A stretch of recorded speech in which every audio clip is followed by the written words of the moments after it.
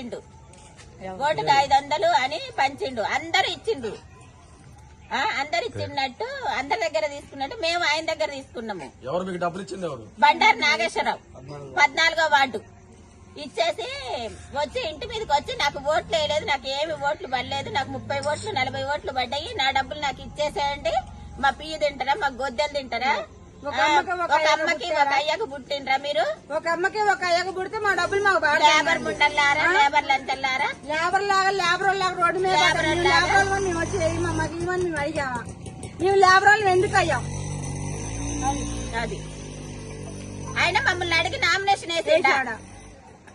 ఆ నామినేషన్ వేసే ముందు వచ్చి ఇంటింటికి తిరిగి నేను పలానా వార్డుకి నేను వార్డు మెంబర్ గా నిలబడతానని మమ్మల్ని అడిగి వార్డు మెంబర్ గా నిలబడ్డా. నిలబడితే మేము ఓకే అంటే సరే మీరు నిలబడండి నేను మిమ్మల్ని గెలిపించుకుంటామని మేము ఆయనకు మాట ఇచ్చినామా? అందరూ ఇచ్చినట్టు ఆయన కూడా మాకు డబ్బులు ఇచ్చిండు. అది పేర్లు రాసుకురమ్మంటే పేర్లు రాసి అమ్మ మీ బజార్లో ఎంత మంది ఉన్నారంటే పేర్లు రాయంటే నేను రాసిన కానీ నాకు నేను రూపాయి కూడా తీసుకోలే. రూపాయి ఇచ్చిందని ఆయన ననమను నాకు ఏ స్లిప్ కి ఎంత ఉందో ఎన్ని ఓట్లు ఉన్నాయి అన్ని ఓట్లకే డబ్బులు ఇచ్చింది. మా ఇంట్లో 4 ఓట్లు, 4 ఓట్లకి ఒక్కొక్క ఓటుకి 500 చొప్పున 2000 ఇచ్చిండు. ఇంటింటికి అట్లా ఇచ్చిండు. మా ఇంట్లోకి రాలేదు. మా ఇంట్లోకి వచ్చినా నా 4 ఓట్లకి ఇచ్చేసి వెళ్ళిపోయిండు. వీళ్ళ ఎవరింటికి వెళ్ళి వాళ్ళకి ఇచ్చిండు.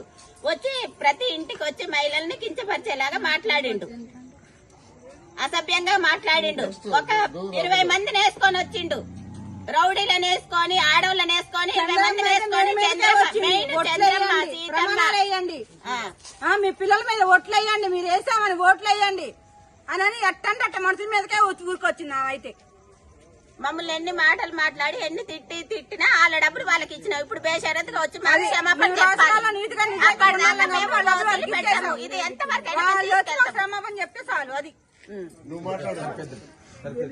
మా ఇంటి ముందు నిలబడితే అక్కడ ఉంటే తీసుకురా నా డబ్బులు, అక్కడ నిలబడ్డం ఏంటి, నా డబ్బులు ఆ వాడదంగానే అడుగుతాడు. మా ముందుకు వచ్చి ఇళ్ళ ముందుకు వచ్చి నేను ఒక రోజు పని చేసినంత కాదు, నేను ఒక్క రోజు పని చేసుకున్నంత కాదు 500 రూపాయలు.